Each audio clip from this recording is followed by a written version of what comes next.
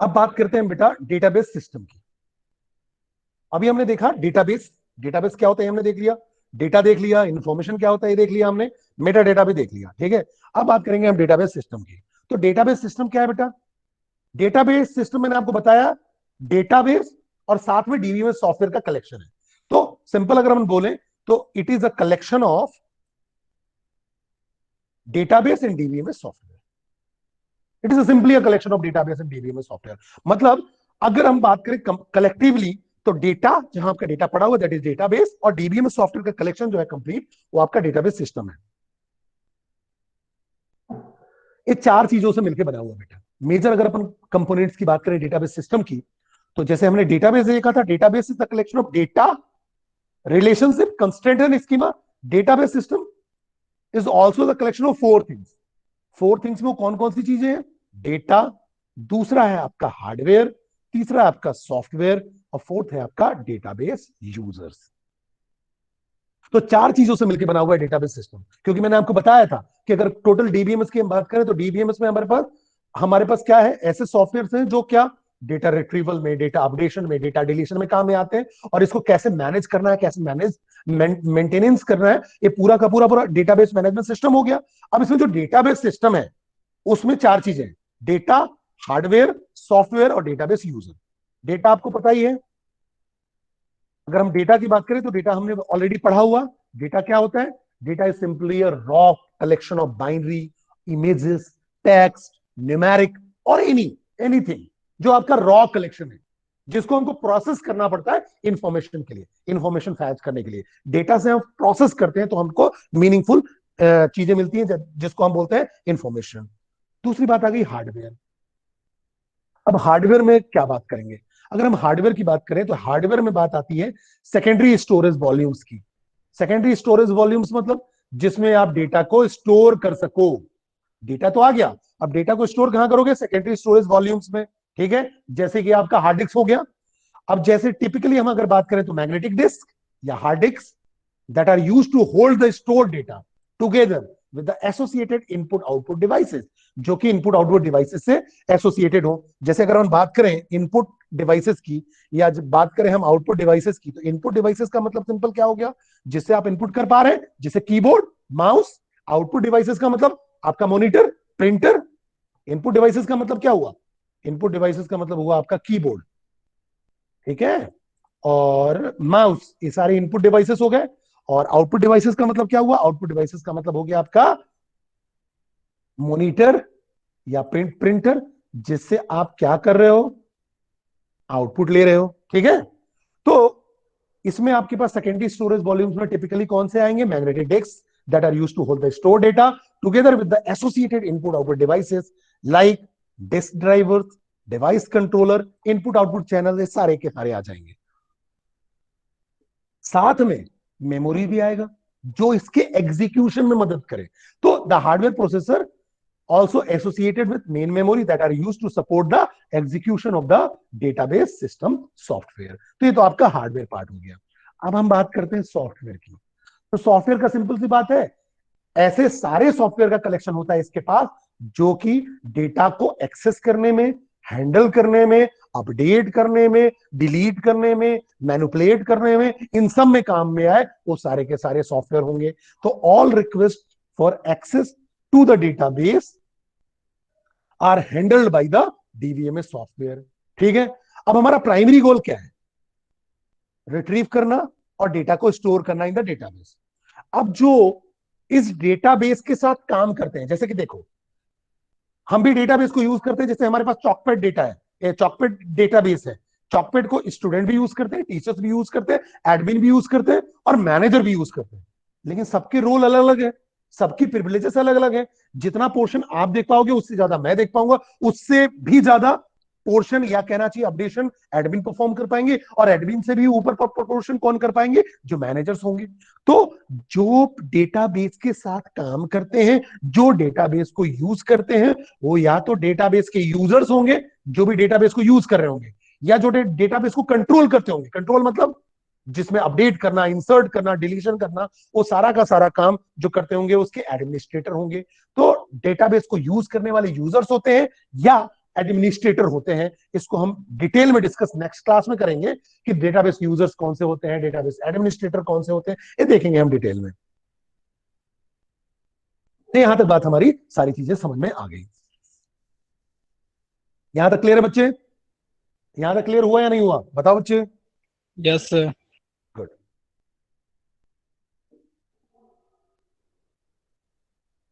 अब डीबीएमएस के फंक्शनैलिटी की बात करते हैं, क्योंकि हमने देखा कि जो इसके कंपोनेंट है, डेटा है, हार्डवेयर हमने देख लिया, फिर हमने सॉफ्टवेयर देख लिया, अब डेटाबेस यूजर भी देख लिया।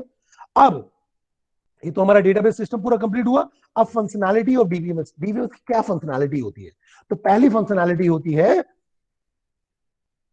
Accept data definition in the source form and convert it. Data definition extract करना या एक्सेप्ट करना। तो डेटा डेफिनेशन को एक्सेप्ट करो और उसको सोर्स फॉर्म से कन्वर्ट कर दो।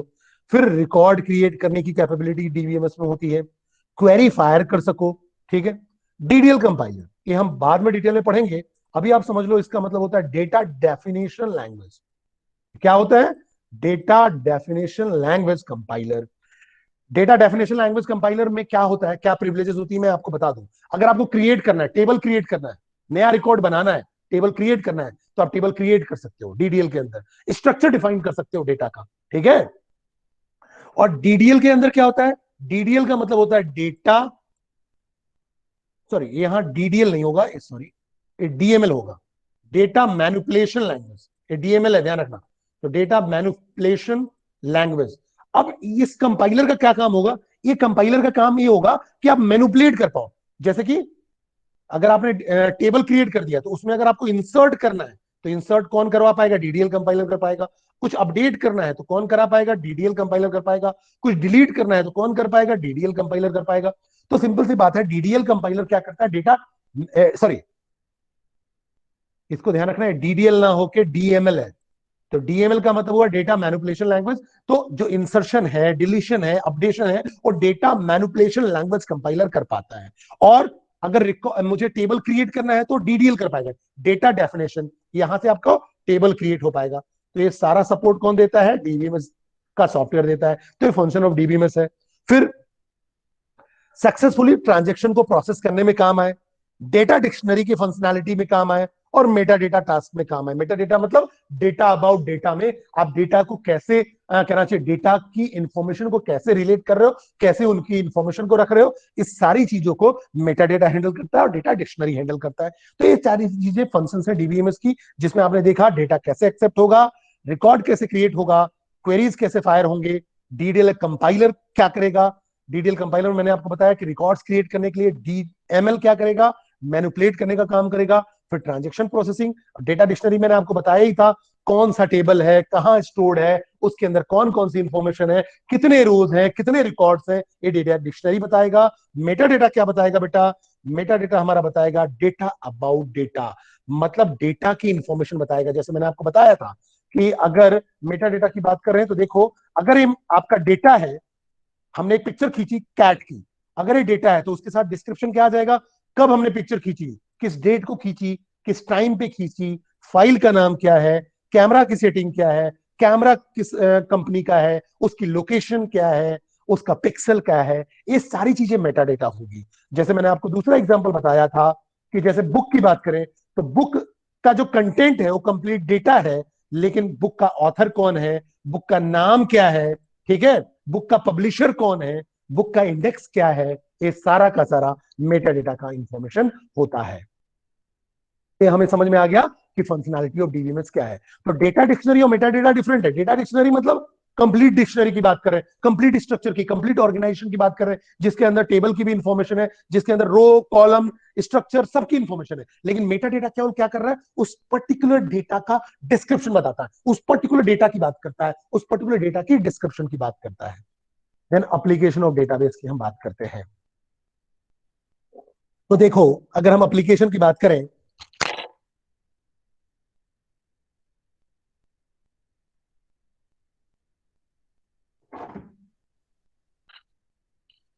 तो आपको ये बात तो समझ में आ गई होगी कि अगर हम डेटाबेस की बात करें तो डेटाबेस का कहना चाहिए डेटा पे बहुत सारी जगह पे यूज होता है, या कहना चाहिए कि बहुत सारी जगह ना भी बोले तो हम ये डायरेक्टली अगर बोले तो ज्यादा बेटर है कि आपको ऑलमोस्ट हर जगह डेटाबेस की जरूरत है, हर जगह ही जरूरत है।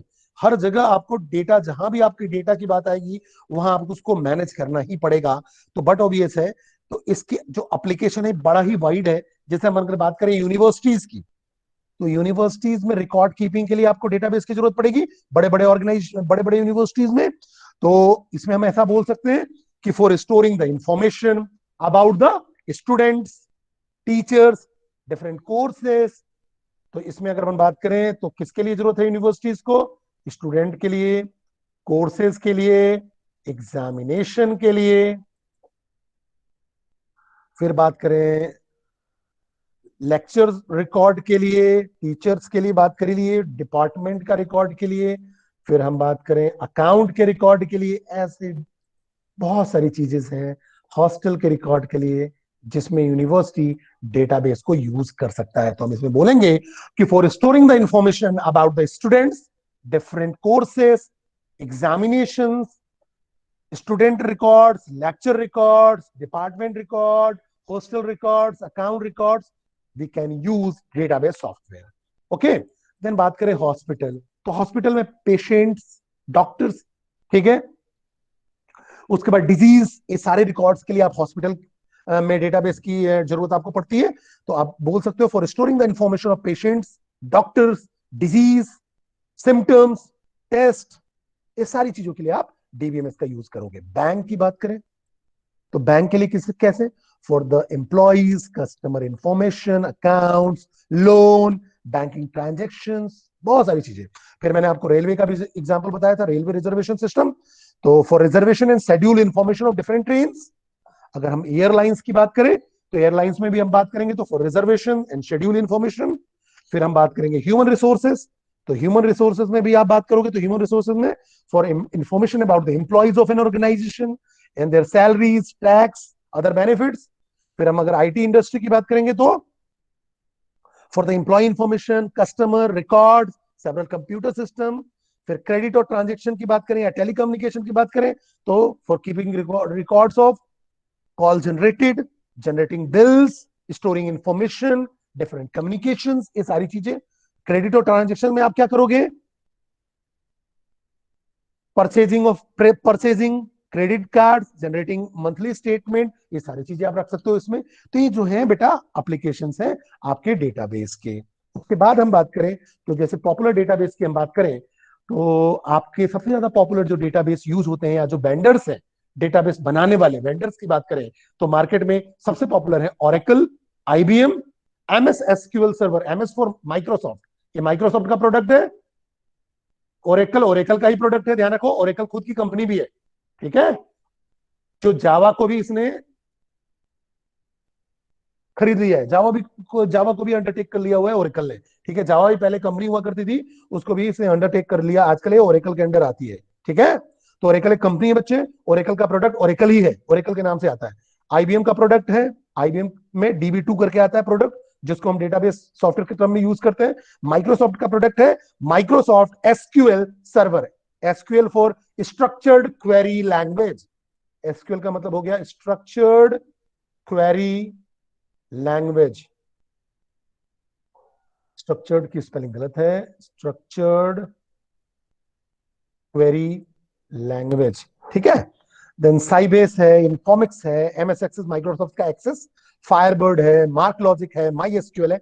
These are the popular database system vendors जिसके हम डेटाबेस सॉफ्टवेयर यूज करते हैं। अब कौन कौन से सॉफ्टवेयर है? जैसे कि देखो ओरेकल मैंने बोला ना, ओरेकल खुद कंपनी है और ओरेकल का सॉफ्टवेयर आता है ओरेकल 8i 9i। यहाँ जो आई है वो इंटरनेट से है, आई जो है वो इंटरनेट से मतलब है, इंटरनेट, ठीक है। तो इंटरनेट जो कहना चाहिए इंटरनेट कनेक्टिविटी, या कहना चाहिए आप इसको ऑनलाइन सिस्टम के साथ कनेक्ट करके कहना चाहिए इंटरनेट इंटरफेस के साथ काम कर सकते हो। इसलिए आई यहां पास लॉन्च किया गया था जब 8i और 9i आया था। अब तो 10G चलता है, 10G for grid, grid computing के लिए। 11G भी है मार्केट में, that is grid computing. 12C, C for cloud computing. ये जो ग्रिड है क्लस्टर कंप्यूटिंग के साथ आता था, ध्यान रखना। तो जो 11G और 10G है वो ग्रिड प्लस क्लस्टर कंप्यूटिंग को सपोर्ट करता है। और 12C जो लेटेस्ट वर्जन है that is C for cloud, cloud computing के लिए है। ठीक है। आईबीएम का जो सॉफ्टवेयर यूज होता है वो DB2 यूनिवर्सल सर्वर यूज होता है। माइक्रोसॉफ्ट का एक्सेस यूज होता है और एसक्यूएल सर्वर यूज होता है। साइबेस का एडाप्टिव सर्वर यूज होता है। इन्फॉर्मेटिक्स का डायनेमिक सर्वर यूज होता है। ऐसे ढेर सारे कंपनीज हैं और उनके प्रोडक्ट्स हैं डेटाबेस के लिए। ये मैंने आपको बड़े ही फेमस वाले बताए, और जिसपे हम काम करेंगे 10G या 11 पे काम 11G पे काम करेंगे, उसको हम देखेंगे, उस पर रन करके हम क्वेरीज सॉल्व करेंगे, देखेंगे। ठीक है, यहां तक बात समझ में आ गई बच्चे? क्लियर है या नहीं है? बोलिए, किसी को कोई डाउट है तो बताएं। बोलिए बच्चे, किसी को कोई डाउट? मेरी आवाज आ रही है, नहीं आ रही है? No sir. ठीक है, गुड। अब हम इसकी रिव्यू करते हैं। अगर हम देखें जो आज हमने पढ़ा, तो टोटल हमने देखो डेटाबेस मैनेजमेंट सिस्टम को हम दो पार्ट में तोड़ सकते हैं, डेटाबेस और मैनेजमेंट सिस्टम। तो डेटाबेस क्या हो गया? डेटाबेस की बात करें तो हम डेटा से स्टार्ट करते हैं, जिसमें हम बताते हैं कि डेटा जो है बिल्डिंग ब्लॉक ऑफ डीबीएमएस है। डेटा का मतलब सिंपल फैक्ट्स, फिगर, स्टैटिक्स, जो कि आपका न्यूमेरिक वैल्यू, अल्फाबेट, कैरेक्टर, या कहना चाहिए कोई स्ट्रिंग, या कहना चाहिए वीडियो, इमेजेस, कुछ भी हो सकता है। ठीक है। फिर हम रिकॉर्ड की बात करते हैं। जब हम रिलेटेड आइटम्स को, रिलेटेड डेटा आइटम्स को कलेक्ट करते हैं, उसको हम बोलते हैं रिकॉर्ड। जैसे कि, जैसे मान लो इन द एबव एग्जांपल, जैसे हमने लिया 1 ABC और 19। ठीक है। तो ये 3 डेटा है जिसके कोई मीनिंग नहीं है, लेकिन इसको हम कलेक्टिवली एक जगह रख दें तो ये क्या बन जाएगा? रिकॉर्ड बन जाएगा। ठीक है। तो ठीक है, देखो हमने बोला रोल, नेम और ABC, ये हमारा एक टेबल है। ठीक है। तो जो टेबल है वो कलेक्शन ऑफ रिलेटेड रिकॉर्ड्स है। टेबल और रिलेशन को हम क्या बोलते हैं? टेबल को हम क्या बोलते हैं? Collection of related records. जैसे अगर मान लो ये स्टूडेंट का टेबल है, तो स्टूडेंट से रिलेटेड रिकॉर्ड्स होंगे, इसलिए collection of related records is called table. ठीक है। अब इसमें जो कॉलम्स हैं, रोल नंबर, नेम और एज, ये जो कॉलम्स होते हैं, इन कॉलम्स को हम बोलते हैं फील्ड्स। इन्हीं कॉलम को हम बोलते हैं एट्रीब्यूट्स। इन्हीं कॉलम को हम डोमेन भी बोलते हैं। तो ध्यान रखना, जो टेबल होता है उसी को हम रिलेशन बोलते हैं, और रिलेशन क्या होता है? Collection of related records. और जो कॉलम्स होते हैं, उन कॉलम्स को हम फील्ड बोल सकते हैं, या एट्रीब्यूट बोल सकते हैं, या डोमेन बोल सकते हैं। अभी जो रोज हैं, इन रोज को हम टपल बोल सकते हैं, या रिकॉर्ड्स बोल सकते हैं। ध्यान रखना, टपल बोल सकते हैं रो को, या रिकॉर्ड्स बोल सकते हैं। अब उसके बाद डेटाबेस क्या हो गया? Database is the collection of related relation. ये पूरे के पूरे बहुत सारे टेबल्स का तो कलेक्शन है। अब एक टेबल तो रिलेशन है, अब मल्टीपल रिलेशन हैं, मल्टीपल टेबल्स हैं, उनके कलेक्शन को हम डेटाबेस बोलेंगे। तो डेटाबेस क्या हो गया? Collection of related relation, multiple tables हो गए। ठीक है। तो ये आपका डेटाबेस हो गया। ठीक है। तो यहां पर आपके पास 4 टेबल्स हैं, 4 टेबल का कलेक्शन है। इसमें हम आपस में एक दूसरे टेबल को जोड़ के और इंटर रिलेटेड इंफॉर्मेशन को फैच कर सकते हैं। जैसे मैं चाहूं तो किसी स्टूडेंट की हॉस्टल की इंफॉर्मेशन निकाल लूंगा, या अगर मैं चाहूं तो स्टूडेंट का एड्रेस निकाल लूं, स्टूडेंट का रोल नंबर फैच कर लें। ये सारी चीजें हम कर सकते हैं इस डेटाबेस से। तो database is the collection of related relations. फिर अब डेटाबेस में हम अगर डीबीएमएस की बात करें, तो डिफरेंट टाइप की रिस्पॉन्सिबिलिटीज होती है। डिफरेंट टाइप की रिस्पॉन्सिबिलिटीज का मतलब, अगर डेटाबेस को कोई यूज कर रहा है तो कोई सिंपल यूजर होगा, कोई डेटाबेस का एडमिनिस्ट्रेटर होगा, कोई सुपर एडमिन होगा। तो वैसे ही अगर देखो इस डीबीएमएस को, डेटाबेस जो एक्सेस हो रहा है इस सेंट्रल डीबीएमएस से, उसमें देखो कोई पेरोल ऑफिसर है, कोई कस्टमर है, कोई सेल्स मैनेजर है। तो इनके क्या होते हैं? इंप्लॉइज के रोल्स होते हैं, अलग अलग रोल्स होते हैं। अब उसी को हम क्या बोलते हैं? Database users. मतलब डेटाबेस यूजर्स क्या हो सकते हैं? अलग अलग यूज के अकॉर्डिंग डेटाबेस यूजर्स होते हैं, जो कि डेटाबेस को अलग अलग तरीके से यूज करते हैं। ठीक है। अब हमारे पास बात आ गई कि in database data is organised strictly in row and column format. The rows are called tuple और रिकॉर्ड। ठीक है। और कॉलम्स आर कॉल्ड डोमेन और attribute. All the data items within a single attribute are of the same time. मतलब अगर हम बात करें, अगर इस टेबल की बात करें, तो इसमें जो ये एट्रीब्यूट है ये सेम टाइप का होगा, ये एट्रीब्यूट है वो सेम टाइप का होगा। जैसे कि अगर नाम है तो नाम कैसा होगा? अल्फाबेट होगा। ठीक है। ये पूरा सेम टाइप का होगा। ये रोल नंबर है वो कैसा होगा? ये अल्फा न्यूमेरिक होगा। अल्फाबेट भी हो सकते हैं और साथ में न्यूमेरिक भी हो सकते हैं। ऐसे एज कैसा होगा, न्यूमेरिक टाइप का होगा। तो सेम जो एट्रीब्यूट है, एक एट्रीब्यूट एक टाइप का होगा, लेकिन एक पूरा टेबल मिक्स टाइप के हो सकते हैं। अब हमको मैनेजमेंट सिस्टम की अगर हम बात करें तो मैनेजमेंट सिस्टम का सिंपल मतलब हुआ कि यहां पास इंटर रिलेटेड डेटा है और सेट ऑफ प्रोग्राम है टू एक्सेस दोज डेटा।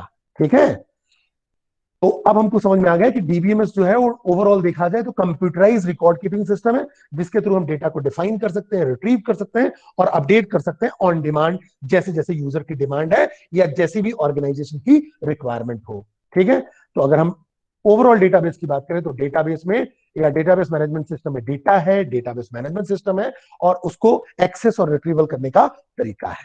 ठीक है, और जरूरत क्या है डीबीएमएस की, जरूरत क्या है, नीड क्या है?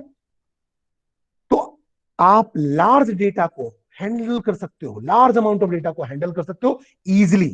ठीक है, सिस्टमेटिकली स्टोर कर सकते हो, रिट्रीव कर सकते हो, फिल्टर कर सकते हो, शॉर्ट कर सकते हो, अपडेट कर सकते हो एफिशिएंटली और accurately. This is the main need of DBMS, to handle large data, stored it systematically, retrieved it, filtered it, sorted it, updated in efficient and accurate manner.